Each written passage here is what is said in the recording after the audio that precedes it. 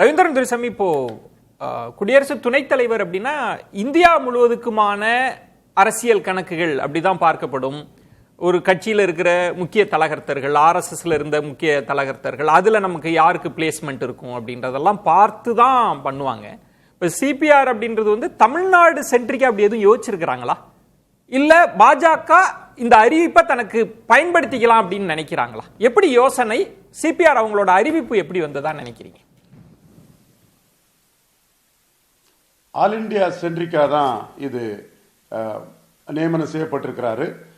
Parliament board வந்து தெள்ள தெளிவாக பார்லிமெண்ட் போர்டு வந்து சிபிஆர் வைஸ் பிரசிடண்டா நியமித்ததற்கு வந்து அந்த கேண்டிடேட்டா நியமித்திருக்க வந்து சிபிஆர் மோடிக்கு நன்றி தெரிவிச்சிருக்கிறாரு. மோடி மை சாய்ஸ்ங்கிறார், இட் இஸ் மை கேண்டிடேட்ங்கிறார். சிபிஆர் வந்து மை கேண்டிடேட்னு மோடி தெள்ள தெளிவாக சொல்றாரு.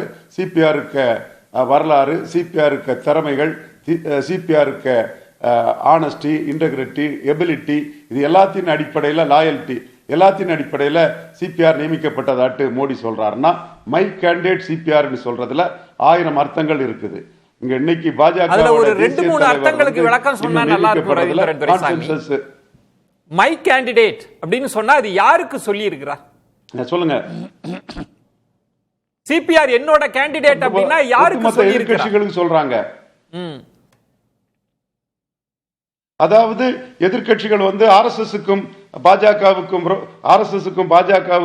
மோடிக்கும் ஆர்எஸ்எஸ்க்கும் விரோதம் இருக்குதுன்னு ஒரு கற்பனையான ஒரு இதை எதிர்பார்த்து அதில் ஏதாவது குளிர்காய முடியுமான்னு நினைக்கும் போது, இல்ல இது என்னோட கேண்டிடேட் தான்ங்கிறத எல்லாரும் ஒத்துக்கிட்டு என்னோட கேண்டிடேட்டுக்கு ஓகே சொல்லி இருக்கிறாங்கன்னு மோடிஜி தெளிவா I am the boss here, I am calling the ஷாட்ஸ்ங்கிறத மோடி தெளிவா தன்னோட எக்ஸ்தல பதிவின் மூலமா சொல்லி இருக்கிறாரு. அதையே சகோதரர் சிபிஆர் வந்து நான் மோடி என்ன தேர்ந்தெடுத்ததுக்கு நன்றின்னு மோடிக்கு அந்த நன்றியை தெரிவிச்சிருக்கிறாரு. இது வந்து இந்த மெசேஜ் தமிழ்நாட்டுக்கானது அல்ல, ஆல் இண்டியாவுக்கானது. பல ஊடகத்தில் அகில இந்திய அளவில் ஆர்எஸ்எஸ்க்கும் மோடிக்கும் பிரச்சனை அது இதுன்னு பொய்யாட்டு பல புனைந்துரைகளை சொல்லும் போது தூபே என்ற ஒருவர் தான் பாஜக எம்பி தான் மோடி இல்லைன்னா 150 சீட்டு கூட வராதுங்கிற ஒரு கருத்தை சொன்னாரு. இன்னைக்கும் வந்து இந்த கட்சியில வந்து வைஸ் பிரசிடென்ட் யாருங்கிறத மோடி நியமித்திருக்கிறாருன்னு சொல்லும் போது ஹூ இஸ் த பாஸ் ஹியர்ங்கிறது வந்து தெள்ள தெளிவா வெளிப்படுது. இது எதிர்கட்சிகள் ஏதோ பிரச்சனை வரும் குளிர்காயலான்னு நினைச்சா அதில் வழி இல்லைன்னு தான் தெரியுது. நேற்று கூட இந்த நாமினேஷன் வந்ததும் தமிழ்நாட்டை சேர்ந்த ஒரு மக்களவை உறுப்பினர் மதிப்புக்குரிய சகோதரர் ரவிக்குமார் அதுல ஆர்எஸ்எஸ் மோடி என்னதெல்லாமோ சொன்னாரு. இன்னைக்கு அது போன்ற சக்திகள் இந்தியா ஃபுல்லா இருக்கிறாங்க. இந்தியா ஃபுல்லா உள்ளவர்களுக்கு மோடி இஸ் காலிங் தி ஷாட்ங்கிறது தெள்ள தெளிவா இன்னைக்கு இந்த நியமனத்தின் மூலமா தெரிஞ்சிருக்கும். நீங்க இப்ப பிரியன் சார் சொன்னது வந்து கிட்டத்தட்ட ஒரு கூகுளி போட்டிருக்கிறாங்க அப்படின்னு, அது தமிழ்நாடு மையமா வச்சு அந்த அரசியலை மையமாக வச்சு திமுக கூட்டணிக்கு எந்த அளவுக்கு நெருக்கடி இருக்கு, இதை வந்து பழனிசாமி அவர்கள், நயினார் நாகேந்திரன் அவர்கள் எப்படி பயன்படுத்திக்கிறாங்க அப்படின்னு. ஆனால் நீங்க சொல்றது வந்து அகில இந்திய அளவில் எனக்கும் ஆர்எஸ்எஸ்க்கும் எந்த முரணும் இல்லை, எனக்கு வேண்டப்பட்ட ஒருவரை கொண்டு வந்திருக்கேன் அப்படின்னு, இது அகில இந்திய அளவில் தான் பாக்குறீங்களா? தமிழ்நாட்டுக்குன்னு எந்த செய்தியும் இல்லையா, எந்த அரசியல் கணக்கும் இல்லையா இதுல? இதுல வட இந்தியாவை சேர்ந்த டங்கர், ஜெகதீப் சிங் டங்கர் வந்து விபி சிங் ஆளு, ராஜீவ்காந்திக்கு எதிராட்டு விபி சிங்கோட வந்தவர். அவர் வந்து ஆன்டி ராஜீவ்காந்திங்கிற அடிப்படையில் அவரை வந்து வைஸ் பிரசிடென்ட் ஆக்கும் போது இக்கட்டான காலகட்டத்தில் அவர் தன்னை அசெப்ட் பண்ணக்கூடிய அளவுக்கான ஒரு வைஸ் பிரசிடென்டாட்டு அவர் செயல்பட ஆரம்பிச்சிட்டாரு. அப்படி இல்லாம தனக்கு தலைமையின் எண்ண ஓட்டத்துக்கு தக்கன செயல்படக்கூடிய ஒரு விசுவாசி, அதை தன் நடவடிக்கைகள் மூலமா நிரூபித்தவர் வேணுங்கிற அடிப்படையில தான் சிபி ராதாகிருஷ்ணன் தேர்ந்தெடுக்கப்பட்டிருக்கிறார். அவர் தமிழர் என்பதாலும் தமிழ்நாட்டில் தேர்தல் வரும் என்பதனாலும் அது தொடர்பாக பல பேச்சுகள் பேசப்படுகிறது. இன்னும் இதில் கூட இன்னொரு விஷயத்தை நாம் இன்டர்பிரட் பண்ணி பார்த்தா, இதுல ராஜ்நாத் சிங் ஸ்டாலின் அவர்களின் ஆதரவை கேட்டிருக்கிறார். நீங்க தமிழ்நாட்டின் முதல்வர், ஒரு தமிழர் ஒருத்தரை நாங்கள் வைஸ் பிரசிடென்ட் கேண்டிடேட்டா போட்டிருக்கோம், அதனால உங்கள் ஆதரவு தேவை என்று கேட்பதன் மூலமாக ஸ்டாலினுக்கு ஒரு உயரிய முக்கியத்துவத்தை கொடுத்திருக்கிறார் என்பதையும் நாம் பார்க்க வேண்டும். இதை தவிர்த்து இன்னொன்று விஷயத்தை பார்த்தாலும் கூட ஒரு 6-7 நாட்களுக்கு முன்னாடி சிபி ராதாகிருஷ்ணன் தமிழக முதல்வரை வந்து சந்தித்து போனதையும் நாம் பார்க்கிறோம். ஆனால் இந்த சிபி ராதாகிருஷ்ணன் வெற்றி உறுதி என்பதும் எல்லோருக்கும் தெரியும். ஒரு அரசியல் கட்சி என்ற முறையில் திமுக என்ன முடிவெடுப்பார்கள் என்றால், தங்கள் அரசியலுக்கு எது நல்லது, தமிழர் என்று வெற்றி பெறக்கூடிய ஒரு இவர்கள் ஆதரிக்காவிட்டாலும் வெற்றி பெறக்கூடிய ஒரு சிபி ராதாகிருஷ்ணனை ஆதரிக்கிறோம் என்று சொல்லக்கூடிய நிலைப்பாட்டை கண்டிப்பாக எடுக்க மாட்டார்கள்.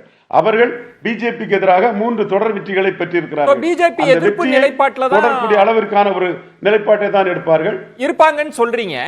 ஆனா அந்த இடத்துல இப்ப இதுல மேற்கு மண்டல அரசியல் கணக்கு, வாக்கு வங்கி கணக்கு அப்படி எதுவுமே இல்லையா ரவீந்திரன் துரைசாமி?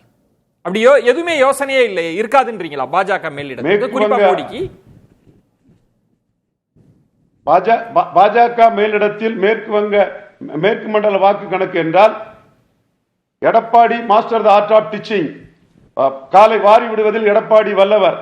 நகர்ப்புற உள்ளாட்சி தேர்தலில் 2% இடங்கள் தான் தர முடியும் என்று பாஜகவை வேட்பாளரை போட முடியாமல் அண்ணாமலைக்கு பெரிய இக்கட்டை கடைசி நேரத்தில் ஏற்படுத்தியவர். அதுபோல் மக்களவை தேர்தலில் டெல்லியில் மோடியின் வலது பக்கம் இருந்து 330 சீட்டு மோடி வெற்றி பெறுவார், 3வது முறையும் மோடி பிரதமராக கூறிக்கொண்டே 6 சீட்டுக்கு மேல் தர முடியாது என்று கூட்டணியை உடைச்சவர். அப்படி அவர் உடைக்கக்கூடிய ஒரு சூழ்நிலை வந்தால், மோடி எண்ணப்படி இன்னொருவரை சிஎம் கேண்டிடேட்டாக சொல்லும் போது அந்த எடப்பாடியை எதிர்கொள்வதற்கும் இது பயன்படும் என்று இன்டர்பிரட் பண்ணதற்கும் இந்த இடத்துக்குள்ள ஒரு ஸ்பேஸ் இருக்குன்றீங்க. நீங்க அப்படி புரிஞ்சுக்கிறீங்க. சென்ட்ரிக்காகத்தான் நியமனம் செய்யப்பட்டார். பிரியன், கொஞ்சம் காத்துருங்க. பண்ணலாம்.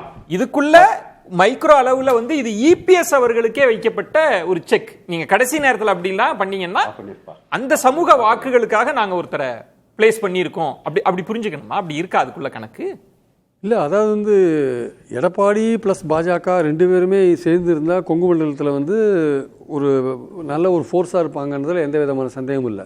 தேர்தல் வரவரையும் வந்து எடப்பாடி வந்து பாஜகவோட இருப்பாரா இல்லையான்றது இன்னும் ஒரு கேள்விக்குறியான ஒரு விஷயமா தான் நான் பார்க்குறேன். அது எப்படி போவாருன்னு சொல்ல முடியாது. ஸோ ரவீந்திரன் சார் சொல்கிற மாதிரி கொங்கு மண்டலத்தில் அந்த குறிப்பிட்ட வாக்கு வங்கி இருக்குல்ல, அதை வந்து கன்சால்டேட் பண்ணுறதுக்கு பாஜக தன்னை நோக்கி கன்சால்டேட் பண்ணுறதுக்கான முயற்சிகளில் இந்த மாதிரி காய்கள் நகர்த்துறாங்கன்னா அதுக்கான வாய்ப்புகளும் இல்லை, இருக்கிறத மறுக்கிறதுக்கு இல்லை. சப்போஸ் எடப்பாடி டிச் பண்ணாருன்னு வச்சுக்கோங்க, அதுக்காகவும் இருக்கலாம், சொல்ல முடியாது. நான் வந்து இந்த ரவீந்திரன் சார் சொல்கிற விஷயத்தை நான் மறுக்கலை. இதுக்கும் ஒரு வாய்ப்பு இருக்குது. ஏன்னா எடப்பாடி வந்து ஒரு நம்பத்தகுந்த மனிதர் கிடையாது அரசியல் ரீதியாக. அவர் பல பேரை டிச் பண்ணியிருக்கார். அதனால தான் ரவீந்திரன் இந்த வாதத்தை தொடர்ந்து வச்சுட்டு இருக்கார். அவர் தாவேக்காவை நோக்கி ஒரு கையை நீட்டினே இருக்கார். திருப்பி திருமாவுக்கும் கம்யூனிஸ்டுகளுக்கும் கிரீன் சிக்னல் கொடுத்துட்டே இருக்கார். அவங்க வரமாட்டோம் போயான்னு சொன்ன பிறகு கூட திருப்பி கொடுத்துட்டு இருக்கார். இவர் மனசுல ஏதோ ஒரு என்ன டிச் பண்ணிட்டாருன்னா என்ன பண்றது? அதனால வந்து அவங்க ஒரு ஓட் பேங்கை வந்து அப்படியே ரீடைன் பண்ணணும் அல்லது கன்சால்டேட் பண்ணணும்னு பாஜக நினைக்கிறதுல வந்து ஒன்றும் தப்பு கிடையாது. ஆனால் ஒன்றுபட்டு இருந்தாலே இது உதவும். ஆக்சுவலா ஒன்றுபட்டு இருந்தாலும் உதவும். ரவீந்திரன் துரைசாமி, எனக்கு ரொம்ப சுருக்கமா சொல்லுங்க. திரு இபிஎஸ் அவர்கள் அந்த கட்சிக்கான ஒரு பெருந்தலைவரா மேலெழுகிற போது தான் அவங்க அண்ணாமலை அவங்களை கொண்டு வந்து பிளேஸ் பண்றாங்க. அப்ப பெருசா பேசப்பட்டது. இப்ப திரும்ப அண்ணாமலைய வேண்டாம் அப்படின்னு சொல்லிட்டு புது வரவு வராங்க. இப்ப திரும்ப சிபிஆர் அப்படின்னு வராங்க. அப்படின்னா இதை வந்து கடைசி நேரத்துல இபிஎஸ் ஏதாவது செஞ்சிருவாங்க, அதுக்காக இந்த மூவ் அப்படின்னு, அதுவும் குடியரசு துணைத் தலைவர் போன்ற ஒரு உயரிய பதவிகளுக்கு இஃப் அண்ட் பட்ஸ்ல வந்து முடிவெடுப்பாங்களா? இது நடந்துருமோ, அதுக்காக இப்படி பண்ணிருமோ அப்படிலாம் யோசிக்க முடியுமா என்ன அரசியல்? இல்ல, அதற்கு வந்து சிபி ராதாகிருஷ்ணனை வைஸ் பிரசிடண்ட் ஆக்குன்னு தேவையில்லை. அண்ணாமலை அதுக்கு பார்த்துக்கிடுவாரு. அண்ணாமலை எடுத்த அந்த 18% ஓட்டும் அண்ணாமலை மாற்றன்னு சொன்ன எடுத்த ஓட்டு தான். அதிமுக ஊழல் பேர்வழின்னு சொல்லி எடுத்த ஓட்டு தான். ஜெயலலிதாவுக்கு ஊழலை சொல்லி எடுத்த ஓட்டு தான். ஐயா பசுமன் முத்துராமலிங்க தேவரை கண்டு ஆன்மீகத்தை எதிர்த்து பேச முடியாம திமுகவின் முதல்வர் பேரறிஞர் அண்ணா பெருந்தகை ஓடிட்டார்னு சொல்லி எடுத்த ஓட்டு தான். அதனால அதை எதிர்கொள்வதற்கு அண்ணாமலை மட்டுமே போதும். அதுக்கு அண்ணாமலையும் அதற்கு மாற்று திட்டங்கள் வைத்திருக்கிறார். அண்ணாமலை மாற்றத்தை விரும்புகிறார் என்று பேசுவதும், மாற்றத்திற்கான தலைவர் யார் என்று அண்ணாமலை கோடிட்டு காட்டுவதும் நிச்சயமாக பிஎம்ஓ மோடியின் ஆசி இல்லாமல் இருக்காது என்று மோடியை நுணுக்கமாக 2021 பிரெடிக்ட் பண்ணுவார் என்ற அடிப்படையில் நான் உணர்கிறேன். இதுவும் மல்டிபிள் ஃபேக்டர்ஸ்ல ஆல் இந்தியா ஃபேக்டர் தான் இவர் வராரு, தங்களுக்கு லாயல் வாராரு. இதுவும் அதற்கு ஒரு கூடுதல் காரணமாக இருக்கலாம். அண்ணாமலை இதில் வரத்துக்கான இதில் என்ட்ரி ஆகிறதுக்கான வாய்ப்பே இல்லைன்னு என்னோட கருத்து. பாஜக என்ற கட்சி அது வந்து எப்படி அந்த ஓட்டை கன்சால்டேட் பண்ணுதுன்றது முக்கியம். அண்ணாமலைக்கு ரோல் ஒன்றுமே இல்லை இதுவரையும். ஆக்சுவலாக வந்து அவருக்கு எலெக்ஷன் போது என்ன ரோல் இருக்குன்னு சொல்ல முடியாது. என்னன்னு அதனால சொல்லுங்க. பாஜக என்கிற கட்சி தன்னோட ஓட் பேங்க் வந்து ஒரு பெரிய பதவி வந்து ஒரு கொடுத்துருக்காங்க.